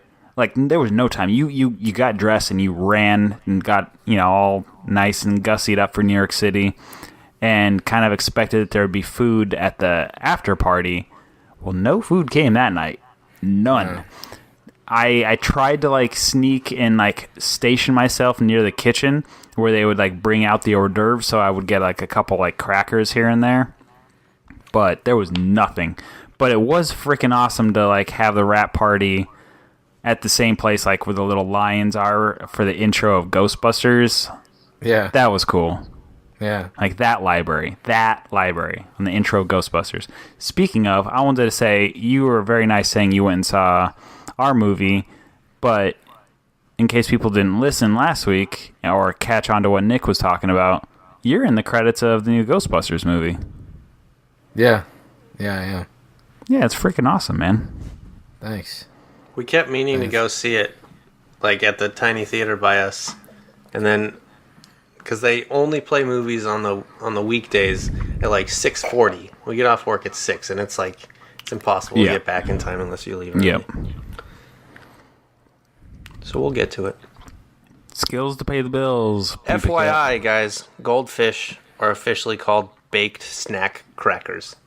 Crackers. Yeah. The copy was right. They sent us the right copy. Thank God they did that. Yeah, I'll drink to that. Oh, good. I love the fishes because they're so delicious. Gone goldfishing. What do you have in your mouth, Jeff Gabor? An olive. Okay. It sounds great. Yeah, it's a martini. Dude, who's listening at this point? What are we at? 116? I feel like we say that every episode, but everyone's still listening. Everyone. We have a lot of good content. Wait. Who listens at work? A lot of people. Who? Name one. Eric. Eric. At this point of the podcast, come over and give me a high five. I'll know where you're at in the middle of the podcast. And then do a little nip flick. Just a gentle one, not too hard. Nip like his nipple. He will have to flick your nip. Okay. Gently. I'm going to be ready for it. Pretty much anyone at work who's listening and he gets to this point, just go ahead flip and Michael's flick his nip. nipple. Michael's nip. Who's the guy with the fart machine? That is still going. It is still going. That's fun. So, the ongoing episodic thing of someone keeps planting a goddamn electric fart machine that is remotely pushed every time. Triggered. Yeah, triggered. Dude, don't bother me with English. English? Porygon. Oh. Porygon. Stop. What? It's not my joke. It's not mine either. What makes it racist? Them spelling it or us saying it? I don't know. Like, or us saying it with that accent? me and my wife. we whatever. I'm not even. My wife. That's what you said. Yeah. Me and my wife. No. Sound like Cartman. I got it. It's up, nice up and high. Say your fucking story. How would I look that video up? Look what up? Get out of here. Oh, Get you have out to of look here. at like jumping into the pool, like jumping into a pool cover or something. All right, keep going. I don't even know what you're looking up. Well, you were saying something about your wife. No, I don't want to say it anymore. She's great. That's all. Yeah. Does your wife play Pokemon too? No. It's very frustrating because she'll walk around with us, but what is this? Did you find it? Welcome back to the show! Alright, the next step in opening your pool is taking the cover off! This Yeah, is you gotta great. Take the cover off if you're gonna swim in it, but you want to have fun doing it! Alright, here's how you do it and have fun! So this is some idiot in Colorado showing in the middle of winter taking his pool cover off with skill. Taking the cover off now. So how does he take the pool cover off? He climbs a very tall ladder. Very, very tall ladder. You gotta milk that. He's not even halfway up this ladder. you ready to go, people? Are you ready to go, people? Right, here we go. He's dead winner. I bet you didn't even know. Oh my! Search for jumping into pool cover if you want to see All this video. right. And then we're up here nice and high. All right, here we go. Cover off the pool time. Oh Jesus! And he's dead.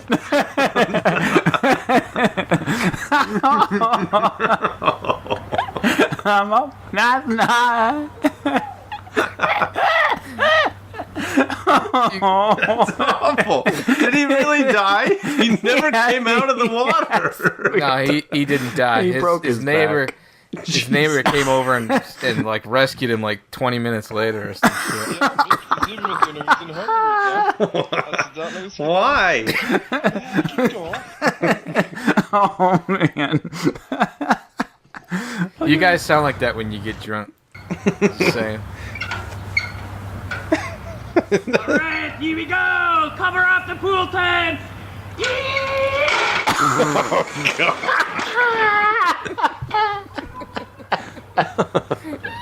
What was he even planning to do?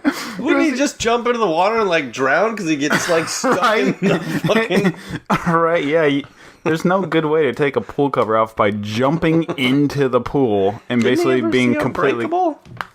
Yeah, Mr. Glass. No, not Mr. Glass. Bruce Willis. Bruce Willis, the anti Mr. Glass. There's good guys and bad guys to everything, right? Yeah. Well, thank you for that video. Are we done with So- Do you have a lot more to No, say we were about going to talk about your wife. it? No, damn it. My wife.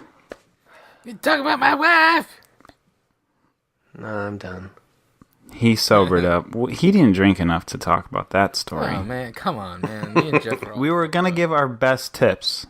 All right, hold on. What, Pokemon? All right, we were going to talk about Inside also tonight. Do not trespass while playing Pokemon Go. Are we still going to talk about Inside, or have we left ourselves no time? No, it's fine. Inside. So we were talking about it.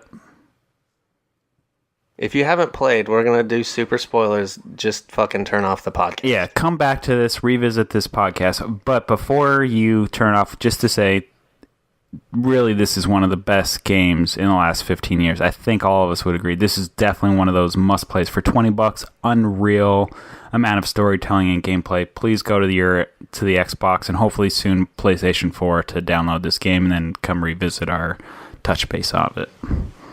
Yes.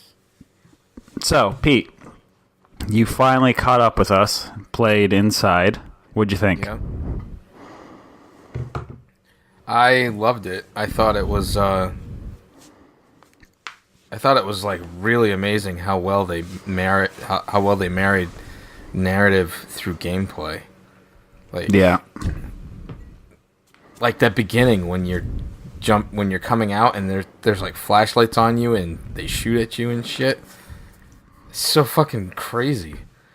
It's like so intense. You're just like, oh my god, what do I do? I know. Like, you compare it to other games where people are shooting at you and trying to kill you, and for some reason, a single person coming and chasing you feels so freaking intense in this game that you feel like you don't want to be caught, and it's actually scary, and you can feel the real tension in the game that is just not felt in other games. Like, I keep trying to tell people about this game. It's much more of an experience.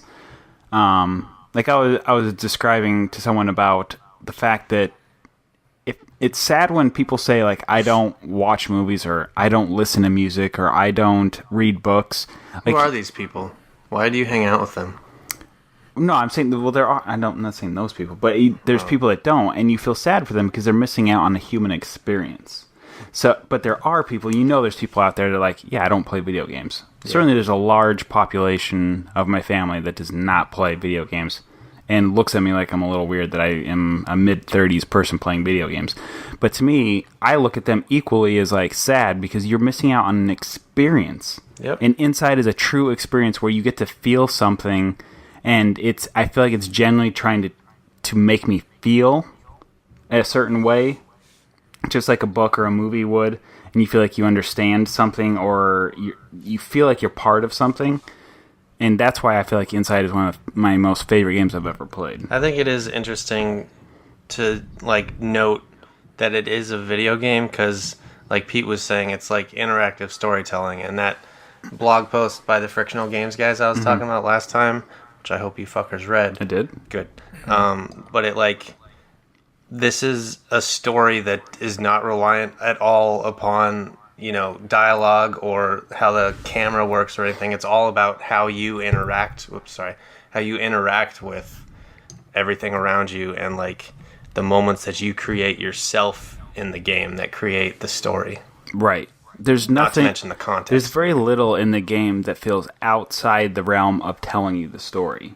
Like, there's very little, like, just do this to get past this area, or something that doesn't somehow teach you something about the story. Like, there's an object there that tells you something about the story, or this next puzzle makes you think, why is that there? That is creepy or weird, or why is that person doing this? And slowly you start to unravel this story. And you slowly start to understand, like, the game's called Inside. Why is it called Inside? What's inside? I want to know what this is inside. And it becomes this amazing game, and we're going to continue to go ahead and just spoil it. Just fucking spoil it. Yeah, but so... Alright, you've been properly warned. But to get to the end of the game, and to know that there's this large tank that everybody's looking inside, and I finally, like, it dawns on me, it's like, what's inside? I want to know And what's inside. How good was that staging, by the way? God damn! As Because you're playing through, Yeah. there's people running and shit towards where you're supposed And to you go. think they're running to fucking grab you too, and you're like, fuck no! And then he just runs past you, it's like, oh shit, this Yeah. is crazy. it's so amazing. Obviously, because the whole game is like, you're being chased, essentially. You're trying to avoid stuff, and then he runs at you, and you're like, ah! And then Yeah. he misses Yeah, it's you. like, He no, doesn't care nobody about you at cares all. about you. Nobody. And so they're all looking through this glass, and you want to know what they're looking at. They're stunned at something, and it's just out of your view. Your character can see it, but you don't. So you start to realize, okay, I need to get in there. I need to know what's in there. And that becomes the question of the game. And once you go in there, it's horrifying. It's this beast, and that beast consumes you, and you start to play as the beast. The blob. Yeah. It's got all these blob limbs of hanging human- off of it and everything. human flesh. And, But have you seen an interactive, like, character that you're controlling be that well animated before? Also, it was so like heavily physics based. Yeah. Like it had so much weight to it, and yet it still felt super controllable. I was like baffled by it. I would love to study it more, because, like, knowing how we animate characters, and, like, something like that seems like it'd be a nightmare to animate, and you're controlling it with a digital controller, and everything, like, your movements feel completely dead on, and you can flip upside down, and another part of the body parts start to take over as the locomotion, and it feels completely natural. It's like, and I like don't when know. you're picking up items, it like all the hands go right when they're supposed to and everything Yeah. like that. They pass it That shit between is each other crazy. and stuff. yeah, I swear, some of it has to be procedural. Oh, absolutely. It has to be. Yeah. it's amazing. Yeah, I was like, I do think that blob stuff went on like a little too long. I felt like it overstayed its welcome slightly when you're like fucking tossing the crate over the sprinklers or whatever. It's like, all right, I see where this is going. Let's Right. finish it up. But notice to ASIFA Hollywood, if you do not nominate / give this video game any awards this year, you're even more of a fucking hack society than before. Like, this is an amazing, amazing game that deserves a lot of praise. I think there was only one animator on it too, right? The credits are extremely short. It's a Danish company, right? I think so. Yeah. Yeah. I love the how brutal was seeing the kid get wrecked by the dogs. Yeah. Every awful. time that happened, I was just like, I'd cringe. Well, interesting you bring up the dogs. Sort of segue for you, Steve, but not really. That same blog post, I really like this paragraph, so I'm going to read it. But it's basically about, like, how the game is incredibly successful, obviously, but it also relies really heavily on trial and error, which is sort of a given in, like, a puzzle game. but sometimes it like breaks the illusion a little bit. But anyway, I'll read this. Right. Yeah, no, go ahead. There is one important rule all magicians have. Never show the same trick twice. Why? Because on the second go, the audience knows what's coming and is much more perceptive to all the tricks they'll be using. Almost all magic tricks rely on either false premises or misdirection, and it's rare that these will work as expected twice in a row. Games work similarly to this. For instance, the dog that's chasing you in Inside is not a real animal, it's just an animated mesh controlled by some relatively simple code. But if you play it, or if you show it to the player in the right way, they'll see it as real. However, every time the player gets to replay a section, they'll notice more and more discrepancies. The player will have additional information about the underlying mechanics that drive the dog, and this information will feed into their final perception of the whole scene. Repeat the same sequence enough times, and the dog will go from a ferocious, dangerous beast to gameplay object that needs to be passed. Yeah, that's definitely very true. Which I think is interesting, but it's also like they do a really good job of... Another thing that this guy talks about is like, because the game is so simple, you can see a puzzle coming ahead of you and you can like plan how you're gonna interact with it.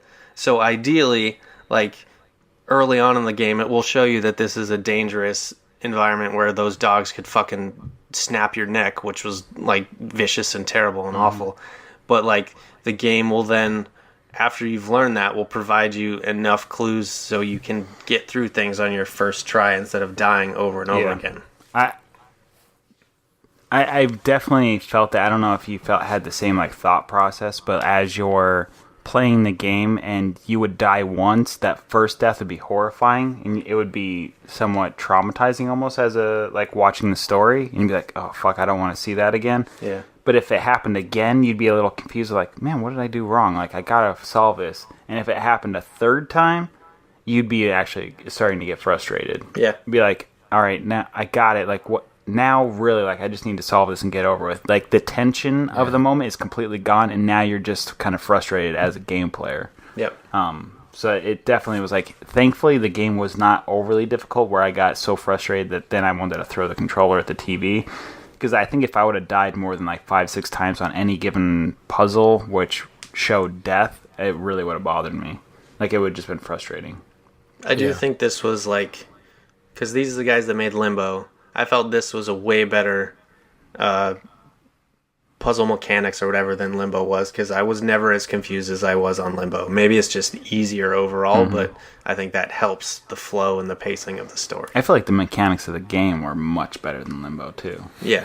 Like, this was a very well polished, and man, I loved how limited like, I keep telling out some people that don't play video games, I was like, did you play games on a Nintendo? And they're like, yeah, I loved it. And I was like, they always say, like, it's because it was simple. It's like, if you have a directional pad and a jump and an action button, just like a Nintendo, you can play this game. That's easier than a Mario game, honestly. I want someone to port it over to somebody's like Raspberry Pi, whatever, that miniature NES that you talked about earlier. They could port this over. Yeah, like, no doubt. It requires the same amount of buttons as an NES controller, nothing more. And yet it has so much depth and so much different variants of how the gameplay changes. It's amazing that they were able to pack all that in. What was the part that you actually drowned? That was the part that got me. Like, I was a little confused at that part. I mean, I had maybe you've read stuff. I haven't read anything about that part, so this was just how I interpreted it. Was basically you as a kid were never really real. So when you were drowned and suffocated, all it is the beast at the end is retaking control of your consciousness once you're completely down. Like, you were never really alive, so you can never really die either. So that plays into the alternate ending, or I guess the real ending, if you get all the collectibles in the game. I think there's like 13 of them. Which... Did you guys get the alternate ending? Yeah, I had to cheat, though. I had to use some strategy the goods. final puzzle is a stupid music puzzle that's like, I'm never going to fucking get this, so I just looked it up. Well, I think it's worth talking about because I think it's cool, but it's very much, if you played Halo 3, and got all the skulls, there's a period in the game where you have to jump through these rings, and every time you jump through these like rings, it makes a tone, and you have to get the last or one of the hardest skulls in the game. You have to jump through the hoops in the right order by playing the theme song of Halo. See, and that's what was tricky about this, though, because it was music, but the whole game is so, like, the sound is so ambient, there's no clear theme, and it's like, well, I can't remember any fucking musical I wouldn't motif in either. this game. Yeah, you'd have to play for so many hours for that to get ingrained to your head, but basically the last thing you have to do is to replay the music of the game on this machine, and I would never be able to do that. Like, I don't have an ear for music, so even if I could hum it or whatever, I would never be able to redo it, so I just had to look it up. And at that point, I was just like, I need to see what the real ending of this game is, regardless of how to get there. And basically, without, like, reading anything about it, I got to it and I was like, okay, that was super anticlimactic, not what I was looking for at all. But and then I read about it and it was like, oh fuck, this is crazy. But basically, like, he goes into this underground bunker and pulls a switch, and then there's like, because you basically the whole game has been about controlling people. Like, you're using ways to control people to help you get your stuff and all that shit. And you turn this switch off, and there's a big like thing that symbolizes that the control stuff that you've seen throughout. And it like turns off, and then the little kid that you've been playing the whole time just collapses to the ground, and then it cuts to black.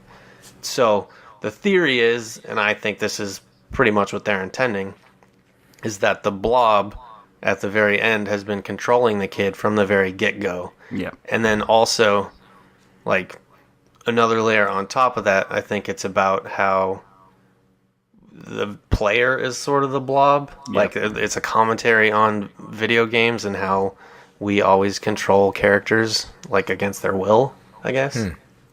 Yeah, I feel like that one's a little over the top. I mean, they could definitely...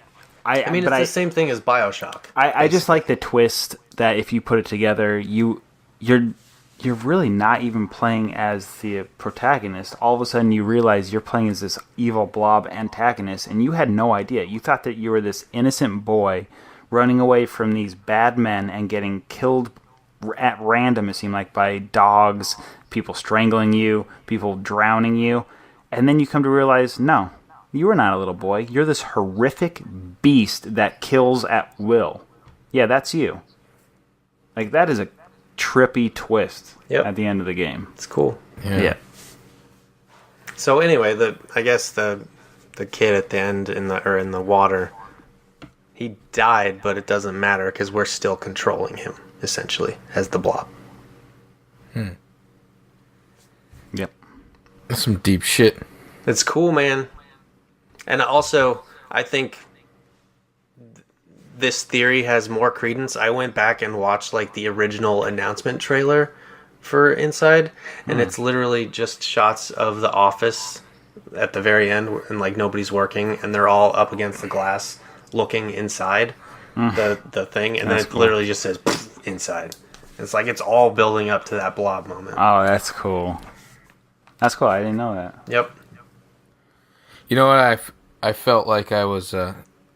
Jeff, how far did you get in Stranger Things? I'm 5 episodes in. All right, so... No it's funny spoilers, because please. No, I won't. When I started playing this, I just finished Stranger Things, and I felt like when I started playing, I felt like I was 11, escaping the the institution or whatever it was. I could definitely see that. Yeah. Man, I meant to dedicate a good 20-30 minutes to Stranger Things tonight, but because the baby last night, we literally were watching Stranger Things to rip through the last couple episodes, and got the phone call. It's time to go to the hospital, and it's like, this is not going to be good for the podcast. I want to put an addendum on our conversation with BJ about the music. I actually agree with him now. Do you? I'm starting to slip the other way. Really? Okay. So BJ's main thing was he was talking about how the music doesn't work, right? It takes them out of the moment, and that there could be a better, even if it was synthesized techno, synthesized better word for it. That there's been better executions of it.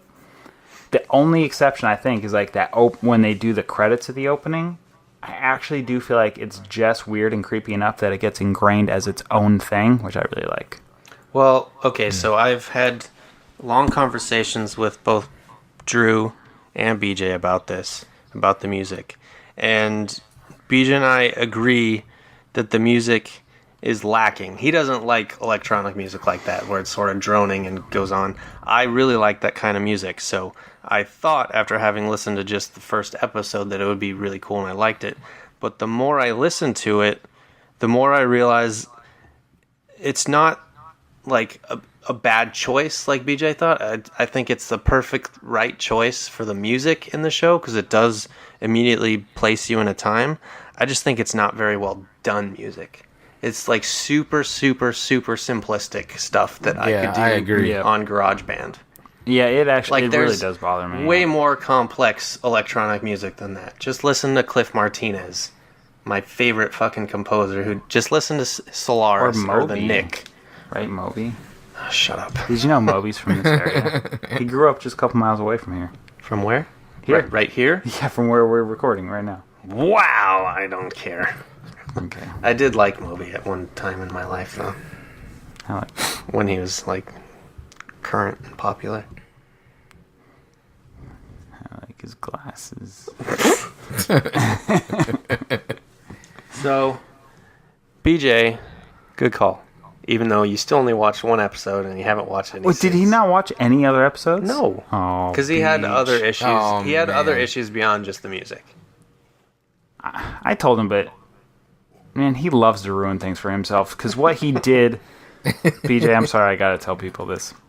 He watched the first episode, and I don't think he immediately thought it was that bad, but he ruined it for himself by rewatching E.T. the very second to compare. Oh, And realizing that E.T., of course, is so superior, and realizing how much had been ripped off and how much better executed E.T. is. did you guys see the video of all the references and stuff that they had in the I'm show? saving. Oh, you haven't finished it, right? There's so much stuff. It literally looks like they just like copied and pasted every scene from E.T. possible. I love E.T., so I am picking up a lot on that. And all right, here's the weird thing about Stranger Things is like I really do love it, love watching it, but there's so many small things that really fucking bother me. Thank you. That's what I've been saying. Like, I thoroughly enjoyed it in the moment, but then when I stop and think about it, it's like, Yeah. So what? Give some examples. I don't know if Jeff has gotten to this point, but No, I'm asking Jeff Okay. since he's only gone so far. All right. Well, I've gotten to the point where the friend, whatever her fucking name is, the one with the glasses, Barb, yes, disappears. Right. yeah. Just small things like, all right, she needed to be driven to the boyfriend's house. So they park a certain distance away so they can walk up to it and not be seen. So how far away are they? And then so Barb's going to walk back to her car. Well, then the main girl character, after staying the night with her boyfriend, then walks back home. Apparently it wasn't that big of a deal to need a ride at all. Did she walk back home? She walked back home. Then, a couple episodes later, you find out they literally have a map mapping out where everybody's seen the monster, and they specifically say they all live within a mile of each other. What the fuck was the need of the car? What the fuck had the Barb's car have to do with it? Why was it so creepy to walk in that area? Like, it's all like fucking weird. Like and that's nitpicking some small details. And I'm sure if I were to go back, there was like other small stuff where I was like, the photos being torn up of the monster, right? Yeah, So there's this- that was a part so- of it that got me. So she goes back to her room and has all these photos because she collected the part that had Barb in it, right? I guess. I thought she was just grabbing some stuff. I thought she was like, oh, well, that I was thought Barb. it was random. Well, she And then it's conveniently like, picked boom, turned into this whole photo. Yeah. Well, it's just a small, like, movie thing. Like, she's, like, holding these pictures, and then she puts it together, and she puts it together. And in the same 15 seconds, she starts taping them together. I'm like, well, Yeah. good thing she brought the Scotch tape to her bed. That bumped me too. It's God. like you have Barb and like the monster in these two pieces, and yet you took the time to tape the whole fucking picture together. Yeah. But where did she get the fucking Scotch tape? She was in her room. She didn't move. Well, whatever. It bothers me. Like, you need to... It's a time cut. Whatever. It is not a time cut. It's fucking weird and awkward. Yeah, that's a small thing. Like, I would have liked to see that close-up of her hands rustling quickly through a drawer to get Scotch tape like she's found something. She knows she's that's found the something. shit that's gonna drag it down. A Keep it brisk. 2-second shot of rustling and saying, like, of panic. Build the anticipation. brisk. We already have anticipated All right, it. so We know what she found. You would rather at that moment she does the thing where it cuts to her a close-up on her face where she's like, and then there's like 5 more shots of, I'm going to put this piece No, next I would to have this piece, cut the fucking and taping this together. piece to this piece. No, I would have cut taping the picture together completely. There was no need for her to tape the whole picture together. Oh, yeah. That's a good point. All right. That's the better answer. I will go with you with that. There was no reason to tape it at all. The other issue for me, aside, I mean, me and Drew talk about this show a lot, and I always end up sounding super negative about it, but I really did enjoy it. But the shit that really bothered me was how they, like, just blatantly tell us the things that they're referencing. Like, we're not smart enough to understand that they're referencing this thing that everybody fucking knows. Yeah. The most condescending reference I felt like was when 11 comes into the main kid's room, and they literally just repeat the exact same scene of E.T. Like, right down to, like, this is a Star Wars toy, and instead of it being Greedo and Boba Fett or whatever, it's Yoda. Like, and then he even pushes 11 into the closet, just like E.T. got pushed into the closet and, like, the stuffed animals, and I was like, what the fuck is going on? Like, if I wanted to watch E.T., I would just fucking watch E.T. What the... This is no longer... You're no longer honoring the 80s. You're just fucking ripping it off. Yeah. I think one reason why it works for a lot of people is because they didn't grow up on E.T. Like, I didn't even know that was a thing until I saw that video. Because I saw E.T. like twice in my life. It scared the shit out of me the first time, so I never watched it for a long time. E.T. is one of the best movies ever. Sure, yeah. period. No doubt. Like, you can't... For me, it was more of, like, a nice revisit to those times. You know but what I it's mean? Like, having that... I know there's a difference between, like, touching upon it and steeping it. You know what I mean? Like... I love what Nick Bruno... I was talking to Nick Bruno about it, and his co-writer or writing partner, Paul Downs, was upset that Nick didn't like it more. But Nick put it very well that he had hoped that what he was discovering was basically an 80s movie that was left behind that he never saw. That you're rediscovering something that, like, was a super amazing popular movie, but you just never saw it. Yeah. But what you got was a rehash of all the great movies you already saw. Yep. It wasn't new. It's just re-showing what you already saw. But this is the part where I was mentioning it, whatever, probably 10 minutes ago. For some reason, I fucking love it. I know, right? It's so annoying, and yet it's super fucking good. Yeah. So I keep finding myself super bumped and being taken out of the whole thing because I'm like, you just took that from that. You took that from that. Where's the continuity? Oh, Jesus Christ, this sucks. Oh, they didn't have steady cams back then. Well, the camera work is not very 80s. Everything's now. Like, everything bothers me and bumps me. And then I sit there and go, I wonder what happens next. I think that's the reason it works, though, is because this is appealing to people that are, like, nostalgic but not nostalgic. Like, it's hip to, like, old stuff now, right? So people like me who barely touched the 80s are still sort of into the 80s. So this is like... Well, and that's what I was saying. Like, the people, the Duffy brothers. Duffer. They're super young. Like, I feel like that reeks of you think you know the 80s, but you didn't live the 80s. That goes along with BJ's sentiments. I don't want to speak for him, but He definitely felt that too. Yeah. See, for me, the show was just enjoyable. Yeah, sure, everything you guys saying is valid. I'm not gonna argue that at all. But I watched it all the way through, and I had a good fucking time with it, you know? Yeah. And I think that's what you got to pull away from it at the end of all of it, you know? Was it fun to watch? Yeah, that's it was very fun- true, Pete. I mean, I was frustrated by it. I've started watching it again. And it doesn't hold up a second time through. There's a lot of stuff really? that Oh, it's no. like, you didn't fucking clarify that at all, but all right. well, I can imagine a second time through would definitely kind of spoil the whole oh yeah. thing. So to bring it back around to animation, why do you think? I mean, I think it's pretty obvious, but given every attention to detail to make everything feel 80s, like the opening titles, right? Like they even put film grain and all that bullshit in there. Sure. Why? Why does the monster look so? Yeah, but no, he's CG, realistic. Like There is a few shots where it looks like a man in a suit, and I was like, this is fucking awesome. Oh, wait. Ooh, oh god. nope. Okay. You're fine. But yeah, That wasn't a I spoiler mean, at so all. I saw it. The last I saw is like, you know, a guy and his like face opened up like a goddamn plant.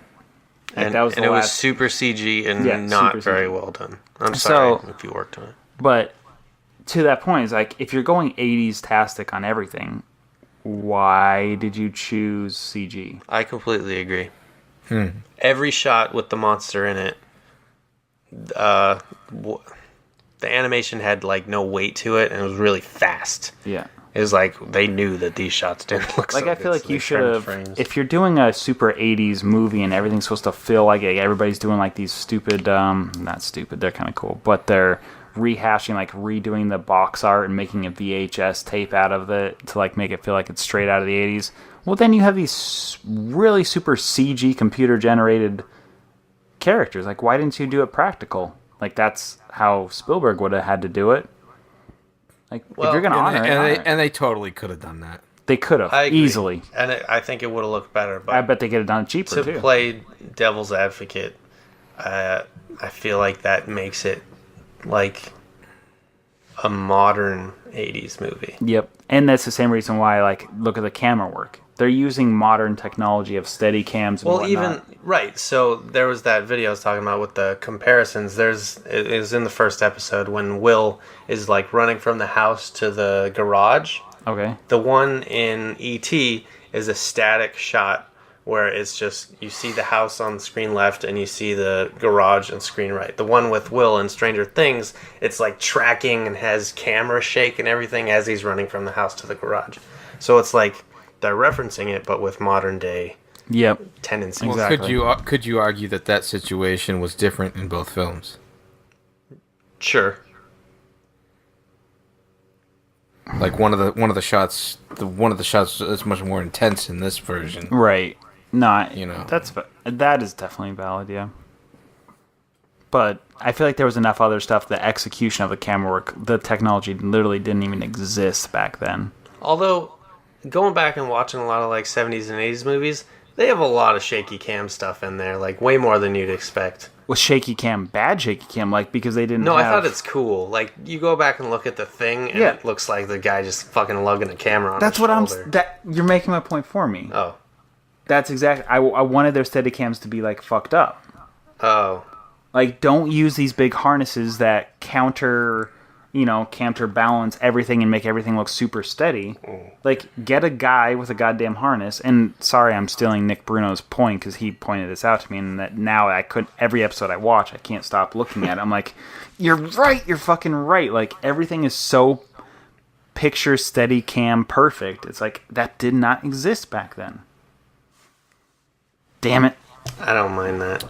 Well, just 'Cause Jeff, again, it's a if I could modern give you 80s. if I could give you some advice, just let everything go and just watch the rest of the fucking season. I will, because that's the end all experience of it is I'm really enjoying it still. Yeah. Even though Lucas sucks. That kid. No. Lucas is Everybody awesome. keeps saying Lucas is cool. No, he bothers me. Which one was Lucas? The black kid. Sorry. He bothers me. His acting is bad. What was the last thing that you saw him do? They got into a fight. The kids all got into a fight and Elle fucked him up. You didn't like him freaking out? I thought it was That was his best part so far. I definitely thought it was like super realish. It wasn't super acty. I mean, that's the best part so far. The first few episodes were... Well, there you go. Yeah, that was not me. That was Pete. Thank you. Pete. Classic. What year did Paul McCartney die? Oh, Jesus Christ. There's actually two theories. One is he died in like November 65. Another one was 66, I think. I'm not prepared, dude. I'm not prepared for this. Here's the thing. Who gives a fuck, man? The Beatles sucked. This has been episode 17 of Just a Few More Minutes podcast. Just end it. They're no Coldplay. No Steadicams back then. That was what's up, man. That was good times. Yo, just go watch Alien. That shit's the best ever. With Ripley. That's right, Ripley. I In her got it. panties. Believe it or not. I've never seen those movies. Are you serious? Nah, I've seen them all. All right. I got Jesus fucking Christ. Anyway, All right. This has been episode 17 of Just a Few More Minutes. it has. I feel like this was a nice, steady, calm one. Back to form. Welcome to the podcast, new listeners. If you don't like it, you can go fuck yourself. I know. If you've made it to the end of the episode, we're always taking suggestions. You want more animation? You want more talking? Give us a little heads up and a hint of what you want to hear. Tweet at us at JAFMM Podcast. Some guests you want to have on here? We can get some more guests. You want to hear from Nick Bruno more? We'll get him on here. We have him by the balls. We have to get him back. We need to get him on, in man. proper for a full episode. We gotta go back to the At your basement house, and you mean? have like the Yeah. table set up and everything. Well, like that's we going to did happen with- because this room's going to turn into baby into the baby's time. room very soon. Wait, hold on. This joke will be worth it. I think we got a name. You can put it out in the ether. Really? No, I'm not going to do that. Dad would Okay. probably be pissed. Yeah, she'd be pissed. Don't do it. Yeah. Oh, yeah. Pete, when you sent that text last night, it took me forever to fucking figure out what you meant. And I was showing Minnie, is like, what the fuck is he saying? And she's like, I don't know. Did you get it, Jeff? Instantly, honestly. That's why yeah. That's funny right there. All right, episode 17 of Just a Few More Minutes podcast, where three veterans of the animation video game industry dish and talk about babies. Babies everywhere, babies in my hair. Yeah, you better get used to that, Jeff. Can we do the Goldfish song together? How does it go? Sing it for me. I love the fishes. Okay. I love the fishes because they're so delicious. Gone goldfishing. Hey, you guys could be gay brothers now. Hey. You're fucking homo. Drive much? All right. new listeners, listen to old episodes to get that joke. We're not sexist or whatever. Sexist. Bigot. We're not bigots. Yeah, we're not. Is that it? I think that is it. So now let the music play. No. No. Shush. Shush. And then we end it.